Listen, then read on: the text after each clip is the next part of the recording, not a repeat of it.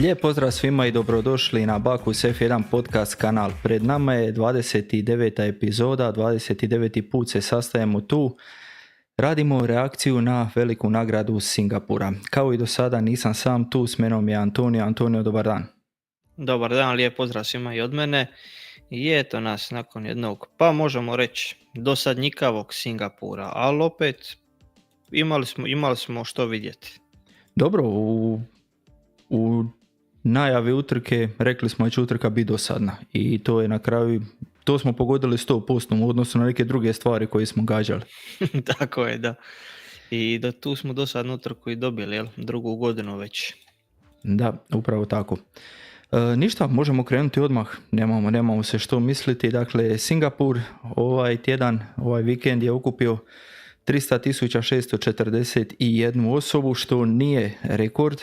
Ovo je drugi po veličini, po popunjenosti ovaj Grand Prix. I onako, ljudi su mogli vidjeti jedne spektakularne kvalifikacije i jako dosadnu utrku. To je onako neki suma summarum svega ovoga.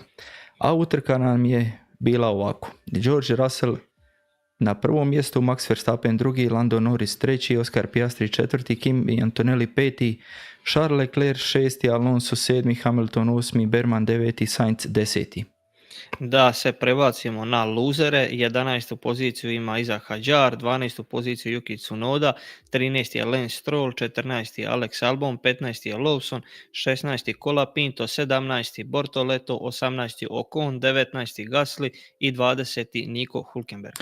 Ovako, što se tiče na prvi pogled nekih, ajmo tako reći, dobitnika i luzera, kako si ti rekao, ja bih rekao dobitnik da je definitivno George Russell, a loser, pa u odnosu kako smo očekivali od njega, to bi bio jedan Nico Hülkenberg. Da, šteta za Nico Hülkenberga, jel? Da. Da kažem, kad se već dotakao Russella, Russell je imao najdominantniju utrku u svojoj karijeri.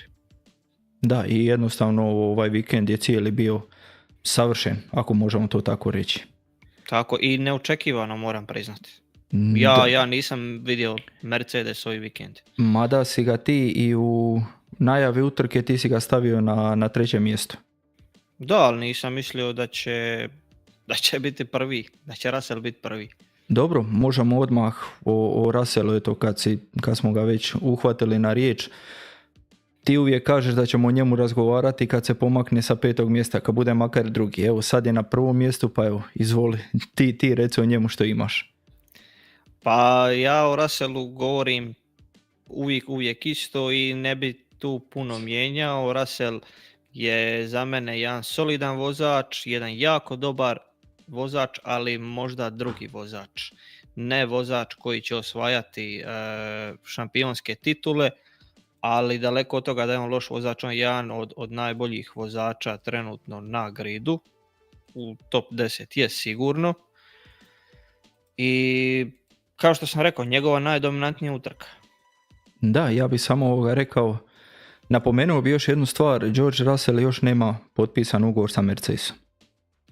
Da. Nekako, ne znam tu točno što se događa, što se radi iza kulisa, ali George Russell sa ovim nekim izvedbama, pogotovo u zadnje vrijeme, u nekih zadnjih 6-7 utrka, stavlja sebe u jednu jako dobru poziciju za pregovarački stol.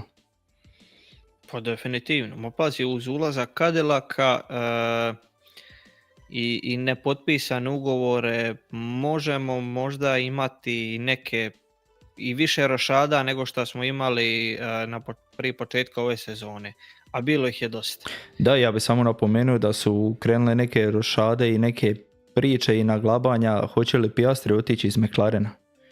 Onako mislim da se tu oboje slažemo. U slučaju da bude odlazio iz McLarena, ja bih rekao 99,9% siguran da će on ići u Mercedes. Pa Mercedes jedan takav vozač treba. Ali ja bi ga, iako mi je jako drag Kimi Antonelli, ali ja bi njega stavio uz Russella. Piastri i Russell.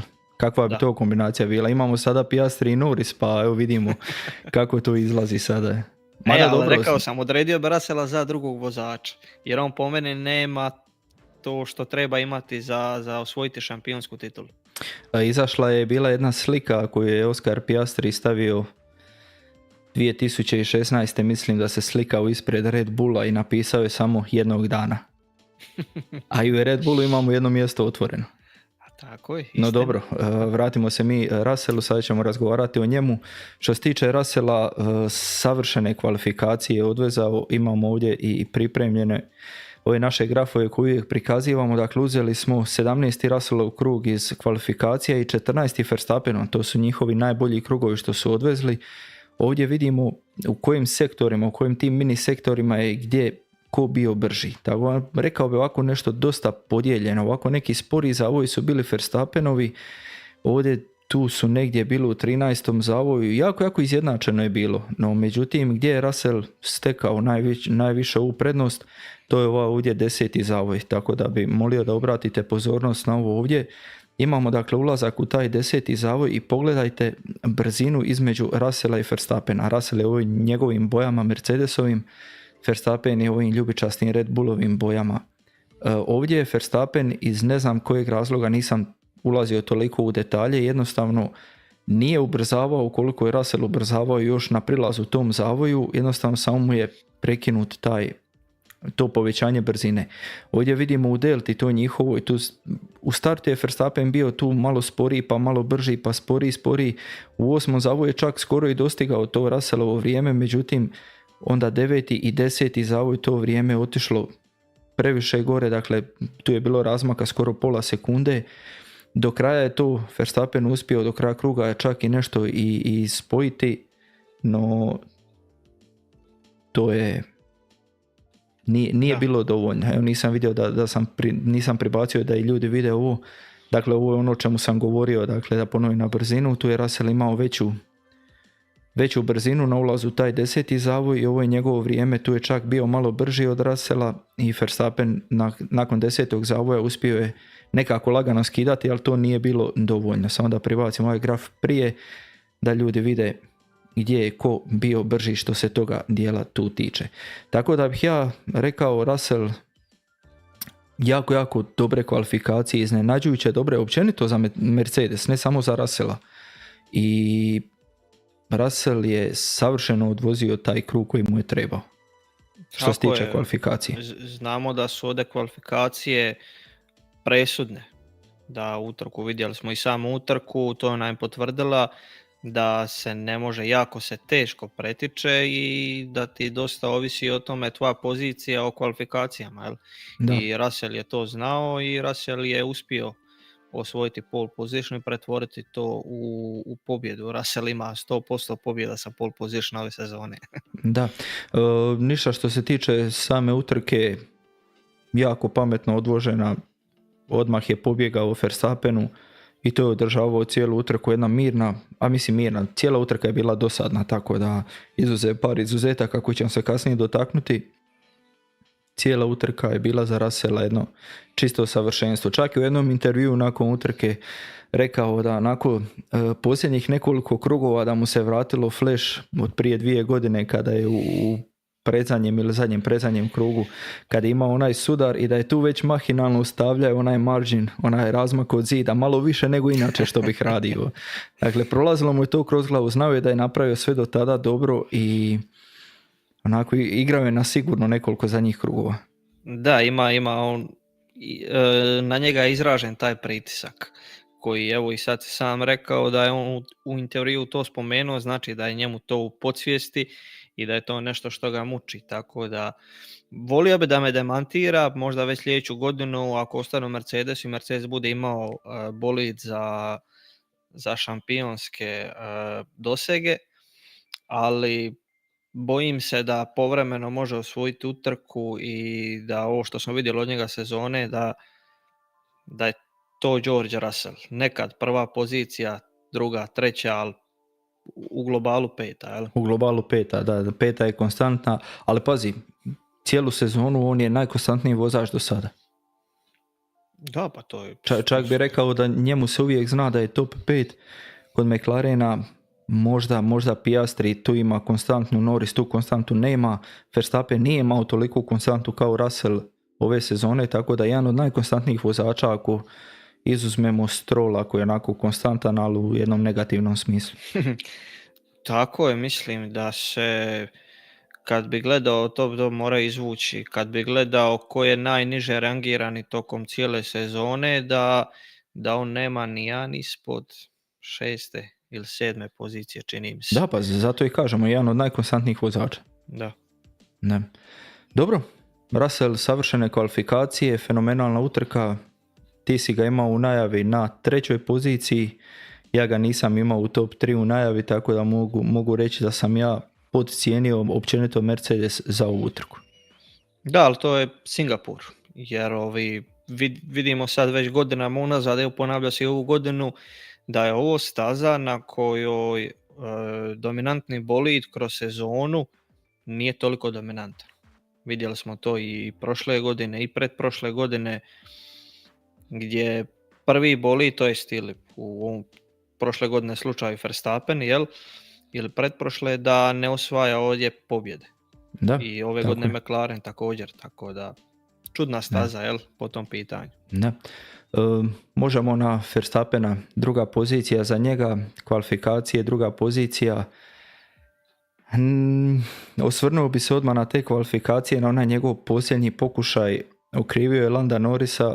Lando Norris je rekao da to nije tako, da on nema ništa sa tim, no međutim nismo mi tu htjeli vaditi ništa, tko želi može pogledati driver cam.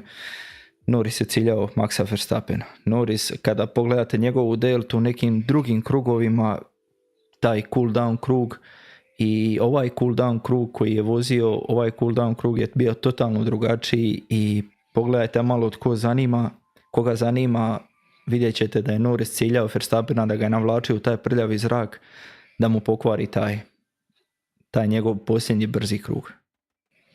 Da, možda šteta, pa možda i nije, možda je to zbog nečega dobro, ko zna. Ali Verstappen pokazao defenzivnu klasu, utrci, ne dozvoliš Norrisu da mu padne na pamet preticanje i Verstappen, 2. pozicija, ciljao na prvu sigurno, nije uspio osvojiti i to je to.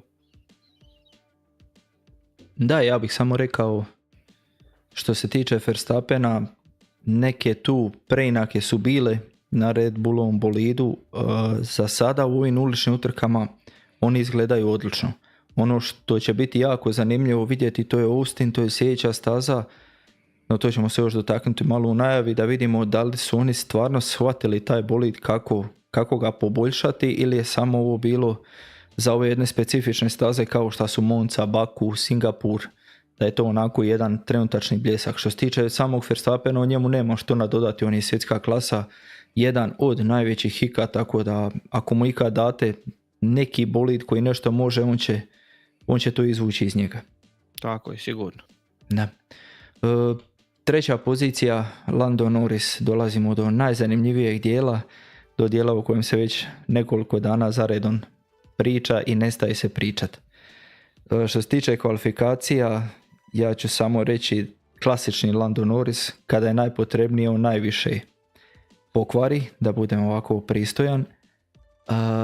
Ponovno je imao taj jedan savršen pokušaj, prvi i drugi sektor su bili savršeni u kvalifikacijama i 3. sektor on ponovno radi grešku i to mu nije prvi puta ove sezone, to mu se događa već nekoliko puta da on radi greške. Tako je, pada pod pritiskom cijelu sezonu. Da. Što nije slučaj, možemo se odmah osvrnuti na utrku, što nije bio slučaj u utrci.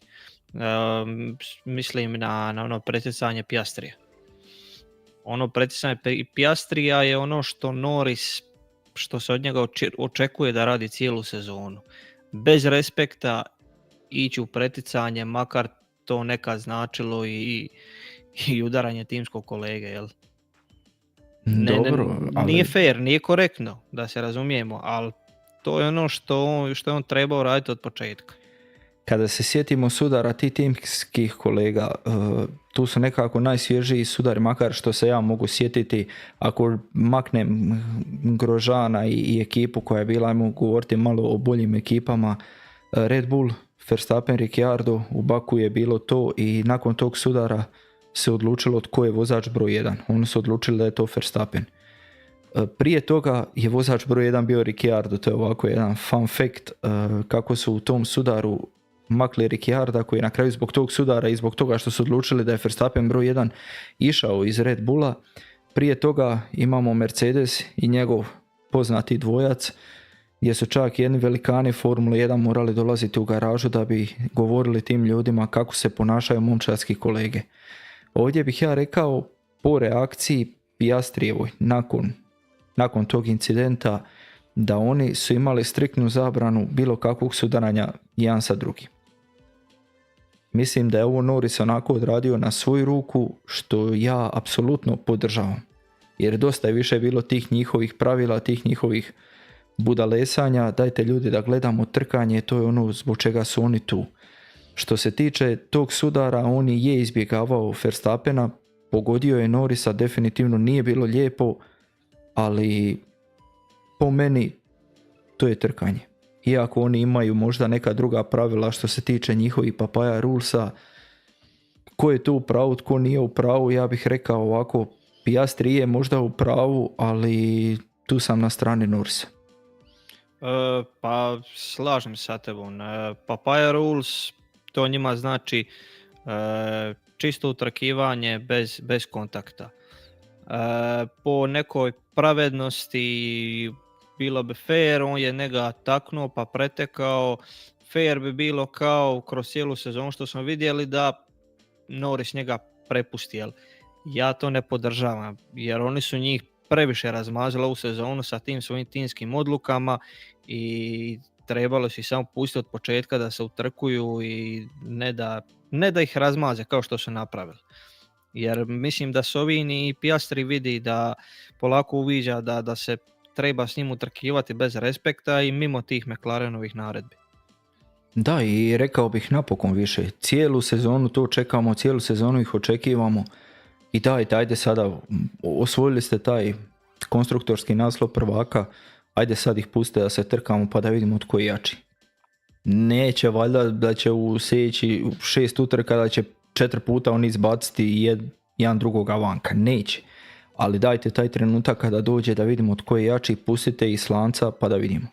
I onda možemo reći da napokon onaj tko bude jači da će zaslužiti taj naslov prvaka. Do sada ja ne mogu reći da niti ja niti drugi zaslužuju taj naslov.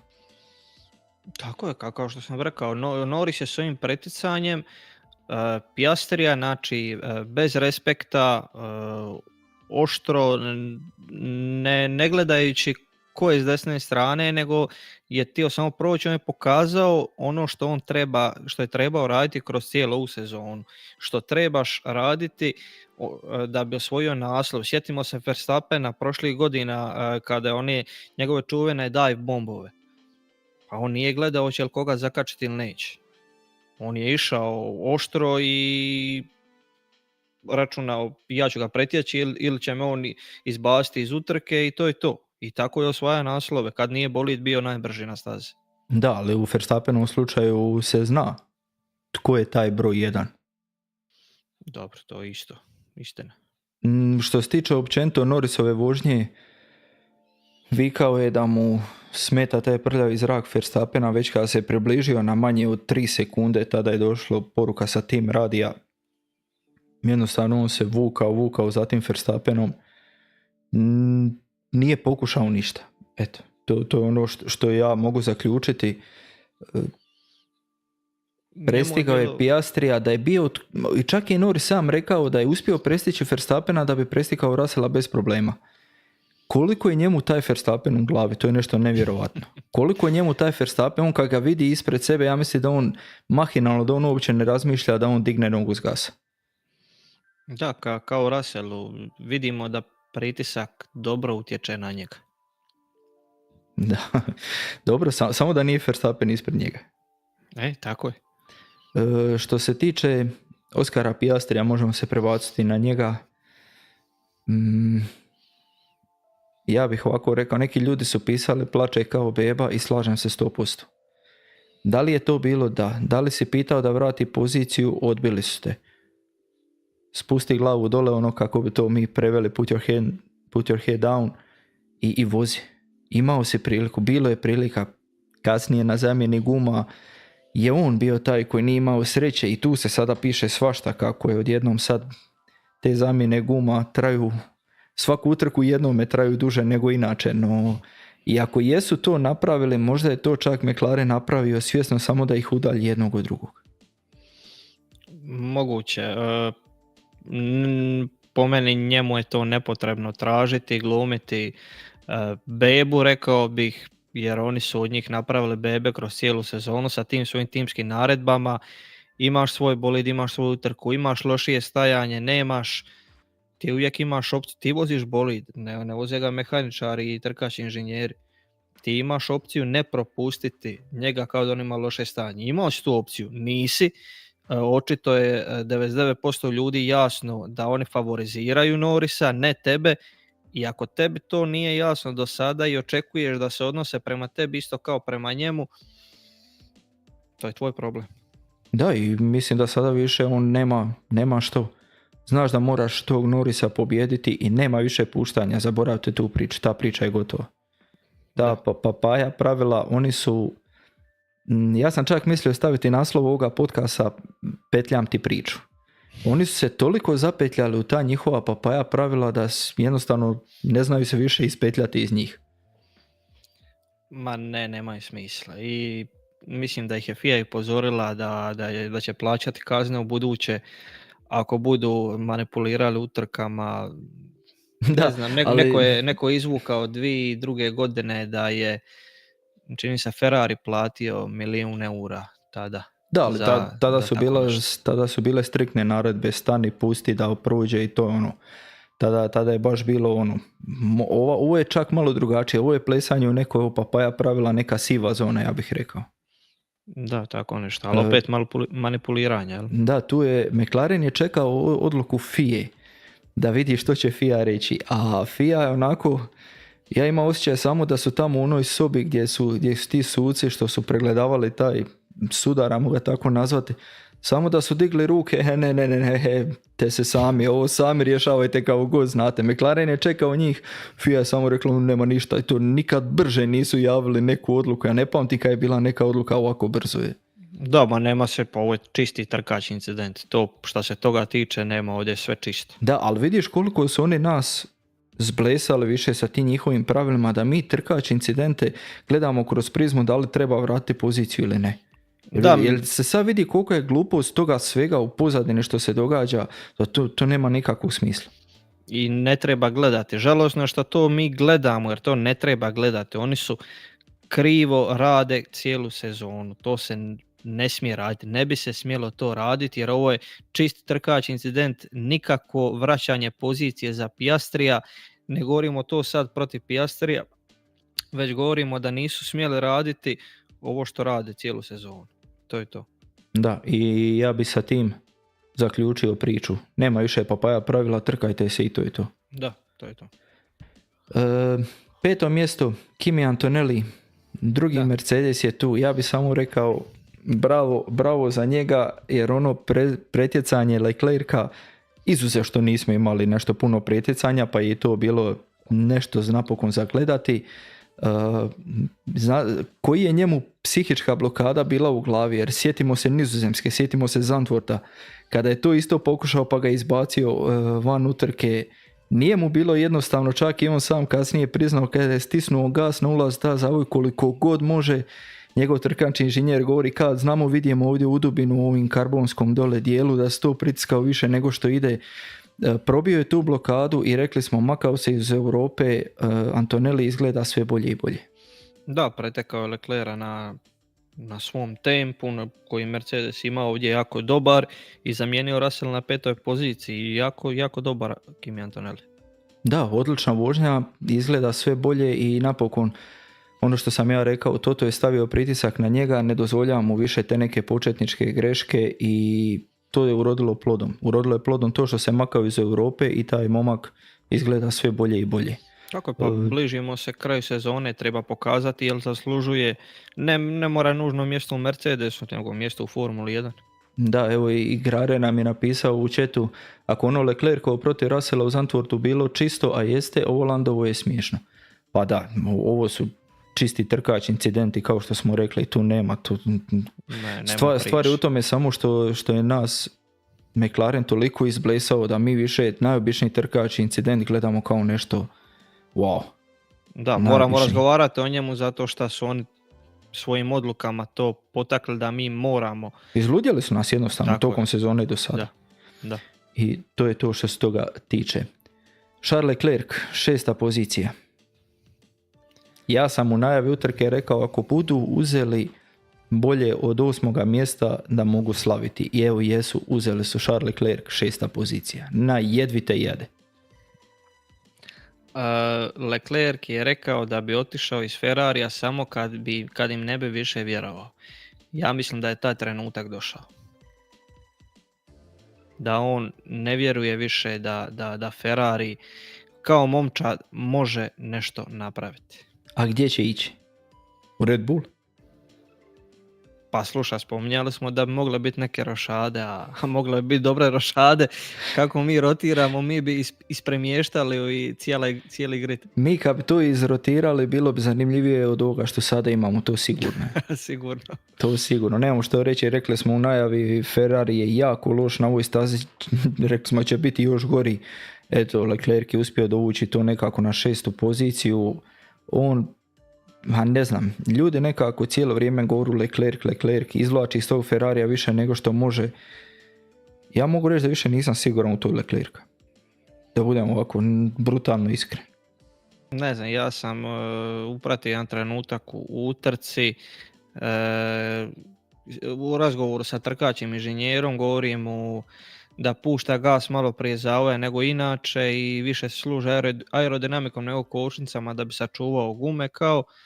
Leclerc govori kao pa to i radim cijelo vrijeme, on uopće se ne konzultira sa njima više, već radi nešto po svome jer pokušaje nekako dotjerati taj Ferrarijev bolid do neke brzine, na račun toga je možda i pretekao Antonellija, ali na kraju mu nije to ni vrijedilo puno, tako da mislim da je možda je njegovo vrijeme u Ferrariju došlo kraju.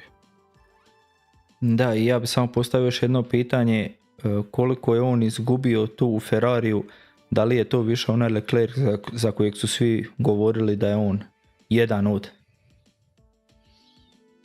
Da, jer znamo da Leclerc ima strašne kvalifikacije kad on to hoće, kad ima neki bolid, znamo da može, za koju momčad je dobar, u koji bi ga smjestili, što se rekao Red Bull, možda, ne znam. Mislim da bi njemu nakon Ferrarija svaka momčad koja je iole posložena bila plus, jedan napredak. Samo je pitanje koliko još ima te vatre i te želje u njemu, ako mu je Ferrari nije ugasio totalno. Da, i to je isto pitanje. 7. pozicija, na kraju ipak 7. Fernando Alonso. Najavljivali smo ga u bodovima sigurno, ko se ja mogu sjetiti, ti si čak rekao 6. pozicija. Je? Tako je. Da, eto, pogriješio se za jedno, da se zamijenili Leclerc i Alonso, bili bi stvarno blizu naših predviđanja šta smo rekli. 7. pozicija, na kraju 7. nakon Hamiltonovi 5 sekundi kazne, Alonso je Alonso, tata je tata i ono njegovo, ako mi nastavite pričat svaki krug, ugasit ću radio. Ja vjerujem da bi on to i napravio. To je sigurno da bi on to napravio. Ovo čak i malo posjeća na onoga Alonsa dok je vozio za McLaren, kad je onako parkirao bolid i rekao eto te se svi, idem ja kući. Nekako mi se to čini i vamo, mada ovaj Aston Martin je puno bolji od onoga McLarena što je bio. Ali to mi samo govori koliko taj Alonso još ima želje, koliko vatre još u njemu ima. To je fascinantno za jednoga koji je prošao 40 godina, za jednog koji može biti dobar tata polovici toga grida, on je još gladniji od svih njih. To je nevjerovatno. Mogu ga ljudi voljeti ili ne voljeti zbog nečega prije, ali ovolika glad jednostavno mislim da je nema trenutačno. Ima je Max Verstappen i dugo nakon njih dvoje nitko. Da, super pozicija Alonsa. Uz ovako malo preticanja bilo je užitak gledati Alonsa. Žao mi je što vidio sam poslije da se uživo, da nisu na TV-u prenosili ni većinu njegovih preticanja, što mi nema smisla. Snimaj tamo obitelji, djevojke, žene, imaš koliko preticanja i ne snimiš jedina preticanja koja se događaju na stazi, to mi je malo žao, a Alonso, pa svaka čast, nema šta reći. Ovo su kritični bodovi, rekao bi, za konstruktorsku utrku između njih i Racing Bullsa. I to će biti napeta utrka. Ajde, nek ti to rekao da nije uvijek da ja nešto prigovaram protiv, i to se apsolutno u pravu. Imaš utrku sve skupa sa 7 pretjecanja, od tih 7, 5 ih ne snimiš, ne prikažeš, snimiš, imaju snimljene, mogu se pogledati ko želi, ali ne prikažeš ih uživo 5 od tih 7 pretjecanja. Ona njegova igra sa Hadžarom, nešto jesu tu prikazali, ali to je trajalo više krugova, nije to bilo samo na jedan krug. Ma, loše. Ne, loše što se tiče režisera, ne Alonso. Alonso je dobar. Tako je, Alonso. Španjolci su dominirali što se toga tiče ovaj vikend. 8. pozicija Hamilton na kraju 8. sa 5 sekundi kazne. Odmah ću reći, po meni je ti 5 sekundi opravdano. Da li je trebalo više? Možda. Ali mislim da je ovo nekako jedno solomonsko rješenje sa tih 5 sekundi. Da je to bilo negdje, ne znam, više krugova ili negdje po sredinu utrke, ta bi kazna sigurno bila veća. Ovako zadnja 2 kruga, nakon što su mu ta prednja lijeva kočnica, nakon što je eksplodirala, on je sjekao stazu, on je pokušavao voziti da što manje pritiče te kočnice. 5 sekundi premalo, zasluženo, ali opet ne možemo ih kuditi zašto nije bilo više. Tako je, ali ne bi ništa ni rekli da je više, jer znamo 5 sekundi inače se dobija kada je prvi krug. Prvi krug pa nešto 5 sekundi kao prvi je krug očekivano, a ne bi se čudili, kažem, da je više, ali zasluženo, slažem se. Šteta je to što se to dogodilo, Hamilton je dobro odvezao, Hamilton imao i neka pretjecanja kada je ušao na taj posljednji stint na tim soft gumama, on je bio daleko brži od svih drugih. To je bilo nešto nevjerojatno koliko je taj Hamilton bio brži od drugih. Da, to obožava na kraju imati svježe i brze pneumatike. Da. Ali dotakao bi se, kad smo već na Hamiltonu, koliko je razočaravajuće ovu sezonu Ferrari vozi. Kad pogledamo da se prošle godine borili za konstruktorski naslov, a sad ne da nisu ni blizu, nego daleko, baš daleko. Da, pa to sam ja govorio u najavi utrke da ovo će biti katastrofa za Ferrari. A bojim se i ti pomislite što će biti u Austinu. Staza koja je još teža od ove. Ova staza koliko god je i velike su vrućine i sve, ovo je mala maca naprema Amerika, naprema Cota. Da, nema, ne očekuje se ništa od njih. Vidjet ćemo, eto pogledat ćemo, vidjet ćemo da li će donijeti kakve upgrade-ove, no ako ostanu na ovim postavkama, ponovno će to izgledati, zapravo neće izgledati loši, izgledat će isto. Isto, nema kroz cijelu sezonu. Oni bolje od ovoga jednostavno ne mogu. Da, to je to. Da. 9. pozicija Oli Berman, Haas u bodovima. Eto ga, prvo jedno onako malo iznenađenje, rekao bih. Da, Berman jako solidna utrka, ušao u boks rano, napravio sve što treba i jedna pozitivna ocjena za njega. Ja bih samo potpisao to što si ti rekao i nemam tu šta nadodati. Zadnji od vozača koji je ostao u istom krugu sa vodećim, tako da Haas je izgledao zadovoljavajuće u utrku. Što se tiče Bermana, ne što se tiče nekih drugih. Tako je. Generalno bi možda rekao Haas kad ima kakav takav bolid, kompetitivan, s kim se može natjecati, im je nekad problem ta egzekucija. I evo, Berman je uspio nešto napraviti dok njegov timski kolega nije, a njega ćemo zataknuti poslije, ajde. Da. Zadnji koji je uzeo bodove, Carlos Sainz Williams. Sainz je uspio nekako dovući taj Williams u bodove. Tako je, rekao sam, ovo je vikend Španjolaca, oni su nam malo osvježili Singapur, ni njegove sa preticanja nisu prekazivala. Jedina pretica njega i Alonsa i nisu prekazivala, ali dobro. Jako dobra utrka. Čovjek je došao sa 18. startnog mjesta na 10. Ja ne znam da li su njega prikazali jednom možda u cijelu utrku. čovjek je dovukao Williamsu bodove. Da. Doslovno dovukao ga. Da. Rekao se, započeo utrku na 18. osvojio taj bod, išao je dugo, prebacio se na soft, rekao bi nastavak dobre forme Sainza. Williams ušao u utrku bez nade za bodove, tako da mislim da se ovaj jedan bod čini kao malo više bodova. Da, složio bi se sa tebom. Ja sam prognozirao da Williams postoji velika mogućnost da neće završiti jedan od Williamsa utrku. Ja nisam vjerovao da će oni biti pouzdani završiti ovu utrku. Ušćarili su bod. Na kraju su uzeli taj bod, da. Dobro, odradili smo pobjednike ove koji su podijelili bodove. Moram, YouTube algoritam mi govori da vas moram pozvati da lajkate, subscribe-ate se, pretplatite se, šerajte ako želite, šerate, eto. YouTube mi nan izbaciva da to moramo govoriti stalno, tako da evo, sada smo to rekli i sada to do kraja više nećemo govoriti. Iza Hadjar 11. pozicija. Iza Hadjar koji je dobar, izgleda dobro, nije uzeo bodove, no međutim uspio je odvoziti Singapur bez nekih većih problema.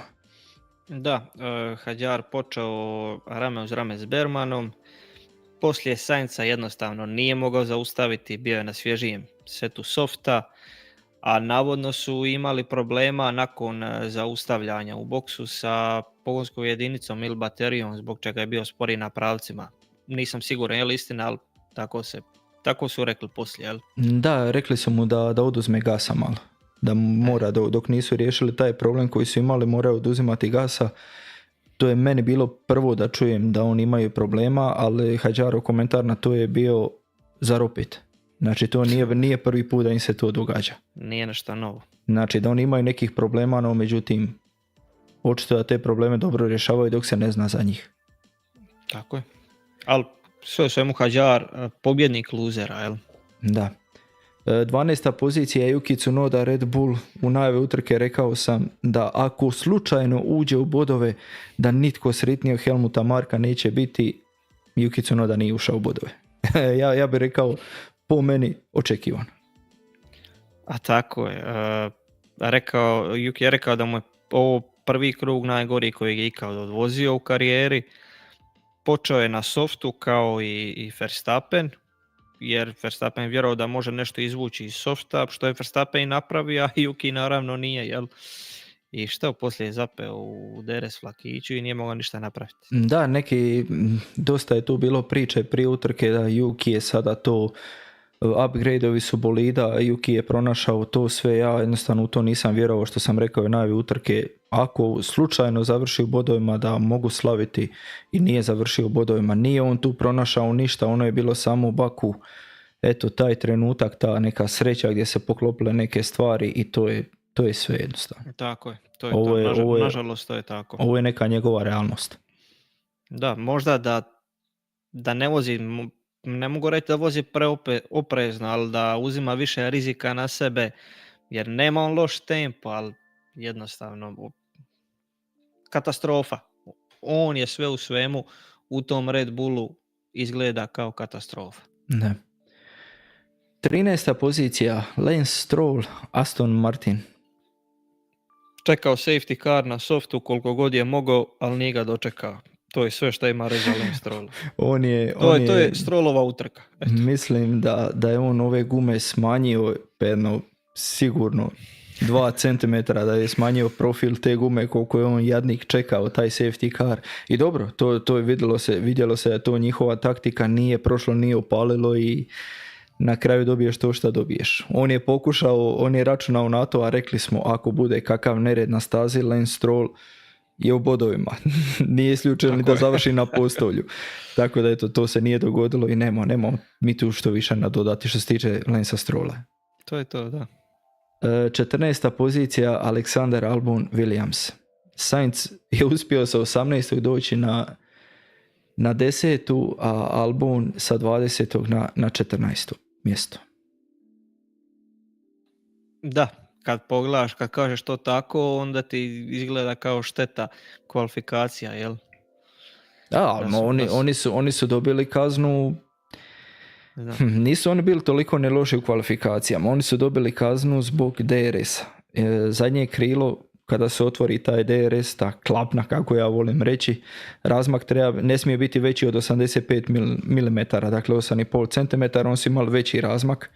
Nisam uspio naći podatak koliki je taj razmak bio, no to je nebitan podatak, i dobili su kaznu. Sa tom kaznom jasno je bilo da će startati sa zadnjeg mjesta, a sa tim svime je jasno bilo da će uzeti preinake na bolidu između kvalifikacije i utrke i da će startati iz pit lane-a. To je nekako logičan slijed događaja kod ovakvih stvari. Tako, išli su kopirati Alpinu iz Španjolske, čini mi se. Pa Da, ali tu su negdje po pozicijama. Da, to je, mislim, legitiman pokušaj. Eto, što se tiče Sainza uspjelo je, što se tiče Albona nije uspjelo. Tako je, to je to. Njegova neka osrednja vožnja, ja bih tako rekao. Pa znamo da može, samo nije paran datum bio, jel? Dobro. Liam Lawson 15. pozicija. Eto, ja prvi put u ovoj cijeloj sezoni kada kažem da vjerujem u Liama Lawsona će napraviti neko čudo, on se vrati na svoje tvorničke postavke. On je pokvario sve od free praktisa do kvalifikacija, do utrke. On je radio grešku za greškom. Ja sam vjerovao u njega da će proći bez greške, on ne napravio nikad više grešaka. Da. Nakon toliko uzrokovanja crvenih zastava nije se ni utrci proslavio. Započeo taj dugi stint, došao do 8. pozicije, držao tu 8. poziciju neko vrijeme, safety car se nije pojavio drugu godinu za redom. Eto, ako je neka utjeha, bar je čistu utrku odvozio. Jer, kada pogledaš cijeli vikend prije, da. Kad smo vidjeli oni free practice-ovi, mogli smo svašta očekivati utrci od njega, ali eto, bar je to ostavio mehančarama malo odmora, jel? Da. 16. pozicija Franco Colapinto. Ja sam rekao da bi on mogao nešto, on nije mogao ništa, isto kao i Lawson, tako bi ponovio za njega. 16. krenuo, 16. startao. Pa ja bih pohvalio Colapinto, uvijek ga kudimo, a ima malo razloga. Imao je odličan start gdje je osvojio 3 pozicije prije kraja prvog sektora, imao je dobru prvu fazu utrke, izgledao dobro, ali kasniji pit stop od druge vozača i jednostavno nije imao što više tražiti kad su oni bili na svježim gumama. Ako pogledamo da traže od njega da utrci vrati bolid čitav, i bolji je bio u kvalifikacijama od iskusnijeg timskog kolege, pa možemo reći da je ovo za njega solidna utrka. Ako, kad gledaš iz te perspektive, jel? Kako je znao odvoziti utrke, ovo je bila solidna utrka. Tako je. Da.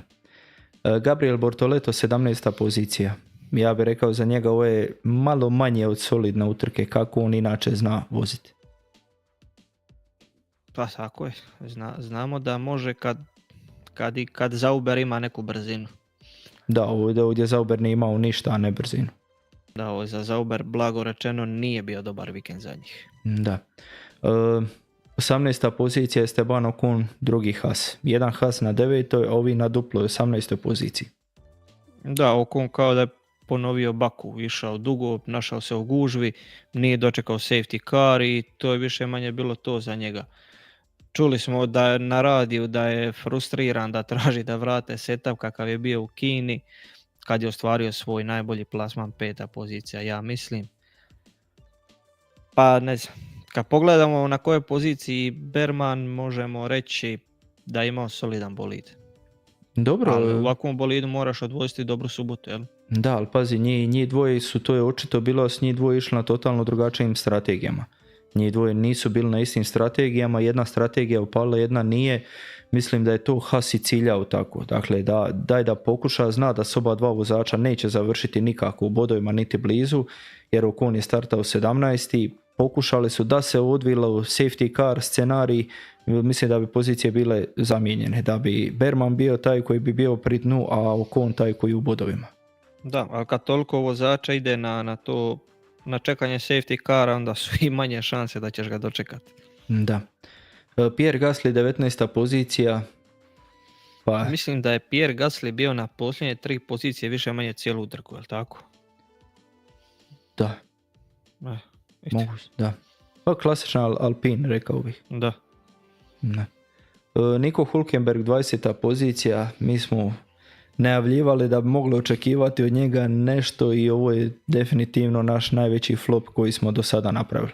Nemoj tako, bilo je nešto. Bilo je nešto, ali većinom je to bilo ništa. Tako da jednostavno toliko nesreće u utrci, izdogađalo se sve i svašta u toj utrci. 20. pozicija, startao sa 11. završio na 20. Dobro, on i završio utrku, čega sam sve nagledao u ovoj utrci. Tako je. Od onog incidenta u pit stopu gdje leti guma do Hülkenbergovog spina koji ga šalje sa 11. na zadnju poziciju. Sigurno je bio ljut jer je imao dobre kvalifikacije što nije imao jako dugo, ali eto, tim je imao s čim biti sretan u sezonu, ali s ovim vikendom sigurno ne.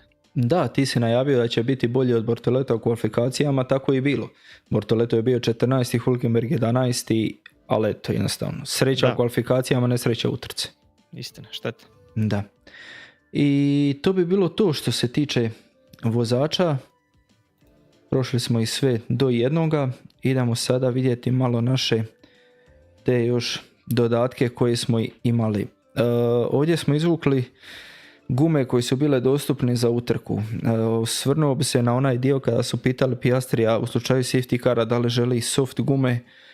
Piastri, kao što vidimo, ima 4 seta korištenih, niti jedan set novih softa, jedan set mediuma, jedan set harda je već iskoristio u utrci, tako da ništa drugo mu nije ni preostalo nego ostati na hard gumama kojima je bio ili uzeti korišteni set softa, tako da to bilo jedno pitanje onako više reda radih, rekao bih. Tu nije bilo nikakve veze u tom pitanju.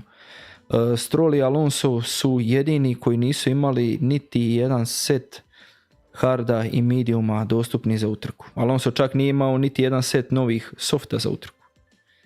Tako da je to još jedna stvar onako za istaknuti. Ostali su svi bili isto jedan set medium, jedan set hard i po nekoliko ili ništa setova softa koji su na kraju nisu ni trebali. Da, ovaj set Sainzovih jednih softa mu je svoja taj bod, to bih htio napomenuti. Da, ovaj jedan set novih guma. Nekako mi je grafika ovdje malo lošija. Napomenu me za drugi put da popravim. Tu vidimo kako su tko vozili. Verstappen je počeo gumu na korištenom softu. To je nešto što nije baš nitko spomenuo i odvozio 19 krugova na tom korištenom softu. Ostalo je sve bilo u redu. Alonso 27 krugova korišteni soft pa korišteni medium.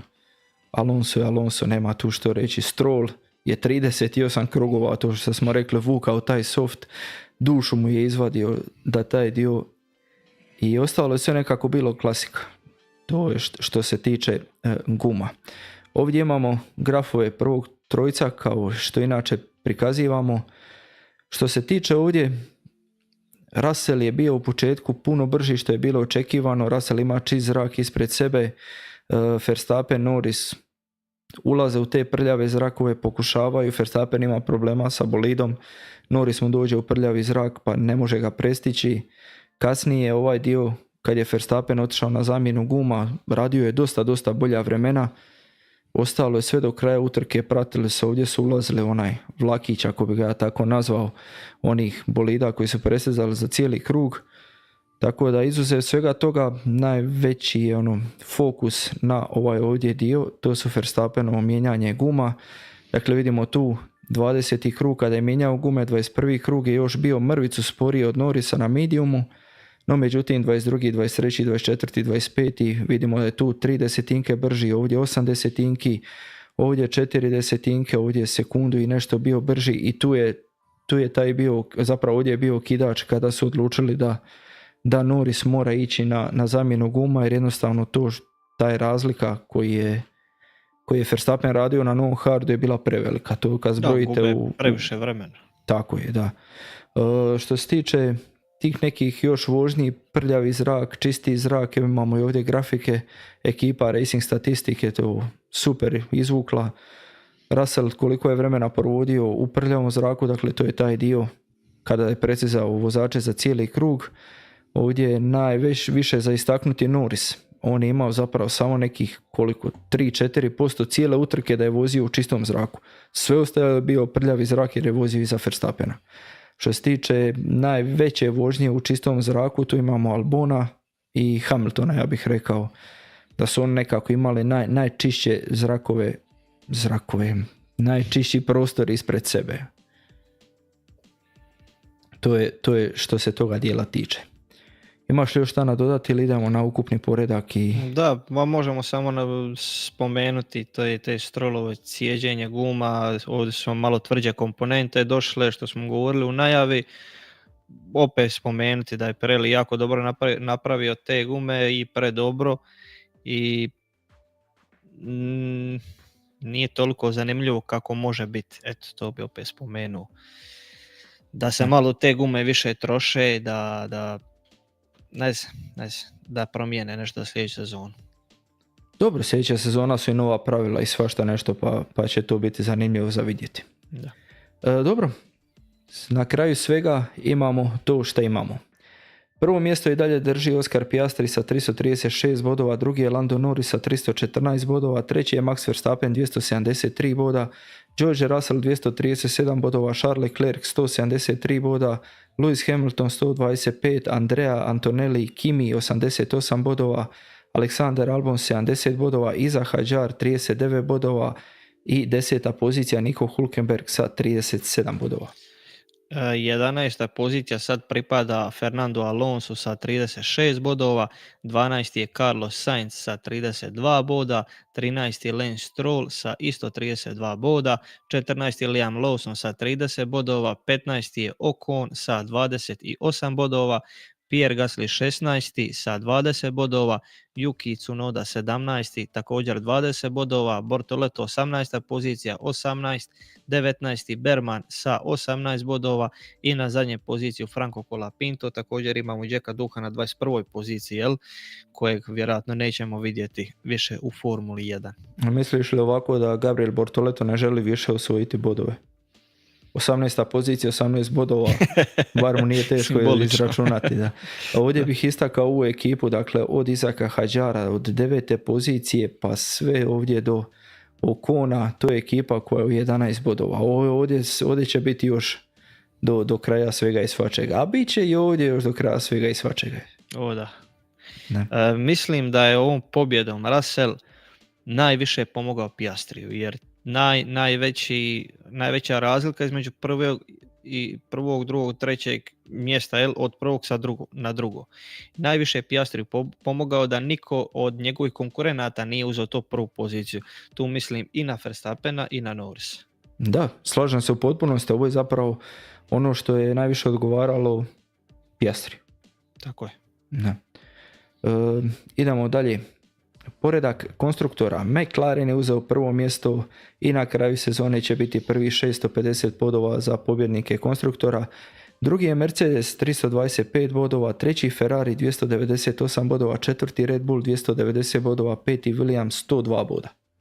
Šesti Racing Bull sa 72 boda, prati ih blizu na 7. poziciji Aston Martin sa 68 bodova, 8. je Sauber 55 bodova, 9. Haas 46 bodova i zadnja Alpina sa 20 bodova. Da, jadna Alpina sa tih 20 bodova. Ovdje dakle imamo borbu za treće mjesto u zadnjih 6 utrka, tu će biti još svega i svačega. Williams se onako dosta čini siguran na tom 5. mjestu. I ovaj trojac Kick, Sauber, Aston Martin, Racing Bulls je za sada u najboljoj poziciji, pa ćemo vidjeti što će biti dalje. Bit će zanimljivo. Ono što je ova utrka definitivno odlučila, to je da je McLaren definitivno sada prvak. Što se tiče konstruktora, ovdje vidimo sve po godinama kako je bilo. Dakle, McLaren ima posljednje 2 godine back to back, kako se kaže, konstruktorski prvaci, apsolutno zasluženo, dominantno, rekao bih. Bolje od ovoga nije moglo. Tako je. Da. Možda da su prošlu utrku osvojili, onda bi bilo bolje. Da. Ovdje vidimo broj tih pobjednika ukupnog konstruktora. Sada su izbili sami na drugom mjestu sa 10. Dakle, ostavili su Williams sada samo na 3. mjestu. Ovdje desno možemo vidjeti koliko je tko od vozača do sada pridonio tim svojim momčanskim bodovima. Vidimo Norris i Piastri da su jako slični. Verstappen je zapravo pridonio skoro sve momčarske bodove sam. Vidimo koliko ova jedna crta od Tsunode ovako jako mala. Russell i Antonelli onako očekivano, reklo bi se da je tu 3 puta više Russell od Antonellija, no međutim Antonelli je donio neke bodove. Ferrarijevci su onako dosta izjednačeni, ima tu neku prednost Leclerc i ostatak ekipe tu Albon za sada najviše pridonio Williamsu, ostali su svi negdje tu 50-50, osim Gaslija koji je sam zarađiva bodove za Alpinu, jednostavno nemamo nijednog vozača koji to još radi. McLaren, konstruktorski prvaci, šta reći, šta nadodati? Nije oborio rekord da nikad ranije, ali pa nema šta nadodati, zasluženo i svaka čast, nema šta, dominanta boli kroz cijelu sezonu su imali i zasluženo. Ja bih samo rekao da ona ekipa u Wokingu koja je napravila ovaj bolid jednostavno ne zaslužuje ovu ekipu u pit wallu koji imaju, koji sve ono što oni dobro rade, oni su dosta ocrnili ovako da se više priča o toj borbi Norrisa i Piastrija i te nekim njihovim pravilima nego o tome koliko je taj bolid stvarno dobar. Da, vidjeli smo na početku sezone koliko su dominantni bili, svi su govorili da rade nešto što niko od njih ne može, ne vidi kako je to moguće i to sad nekako, iako su sad osvojili taj konstruktorski naslov, nekako pada u drugi plan zbog njihovih gluposti, rekao bi. Da, ja bih samo nadao da evo, ovdje stavili smo ova 2 mima, dakle to je to, one slave konstruktorski naslov, no međutim ljudi dole rade mimove kako izgledaju Zaki i Andrea osvajanje konstruktora, u međuvremenu vozači i kako Oscar Piastri na to njihovom party nightu izgleda. Mislim, meni je to malo žalosno, onako rekao bih da sami su skuhali tu kašu, tako, ajmo je tako nazvati. Ako to nije istina, ako unutar tima cvjeta cvijeće, onda i jako loš PR imaju prema vanka, a ne vjerujem da je to loš PR, već da je jednostavno ovo istina i da se nekako Piastrija drugačije gleda nego Norris. Pa da, to je ono što smo rekli već, ima, kada smo mi to rekli, prije 10 utrka sigurno. A tako nešto. Prije 10 utrka, eto, tko želi može odlistati još tamo. A ja mislim da je Monte Carlo bio, kada smo rekli, a sigurno da je Norris taj koji ima prednost, da jednostavno ne možeš ne vidjeti to. I meni je, samo bi ponovno ponovio da je žalosno to što osvojiš naslov konstruktorskog prvaka, ali si toliko gluposti napravio da to jednostavno pada u drugi plan. Tako je, što je tu, jel? Vidit ćemo, nadamo se borbi do kraja, ne nadamo se nekim svađama van bolida, u pit walku, u pitu i nakon u onoj sobi za pobjednike, nego se nadamo borbi na stazi i da se na stazi odluči ko je prvi bez timskih odredbi. Da, eto možemo samo zaključiti za kraj što se tiče Singapur, dosadna staza, znali smo da će biti dosadna. Da li ga ostaviti u kalendaru ili, to jest da li ti je možda žao što gubimo neke možda prave staze, a ostaju nam ovakve staze što se tiče utrkivanja i gledanja jako loše, ali što se tiče marketinga jako dobro. Da, nažalost to i sad danas je tako, idemo sve više marketinški, a mi želimo prave staze. Mislim da i vozači to žele. Ne kažem, ima staza koji vozači vole, koji su zahtjevne, ali pa ne znam je li baš ova ta jedna od njih. Ova je više zahtjevna zbog vrućine. Mene ovako na prvu mi pada Japan, Monte Carlo, Singapur. To su 3 staze koje smo do sada imali najdosadnije utrke. Tako je, da. Ima staza za ubaciti, to je sigurno. Ima, tko ne bi volio vidjeti Portimao nazad? Tako je. Prvi ja. Tako je. Tko ne bi volio vidjeti Tursku nazad? Prvi ja. Evo slobodno, ali Turska koliko god je financijski to marketinški jako dobra, jednostavno nije Singapur. Singapur je njima financijski, Liberty Media fee jako isplativa utrka. Zato i drže, jel? Dobro. No, dobro. ponovio bi samo riječi od Charlesa Leclerca, neka to budu riječi mudraca. I sa tim bi završio ovo. Ljudi, hvala vam što ste gledali i to je to. Vidimo se u idućem krugu. Ćao. Bok. Tako se to radi. Kratko, ali jebi tačno.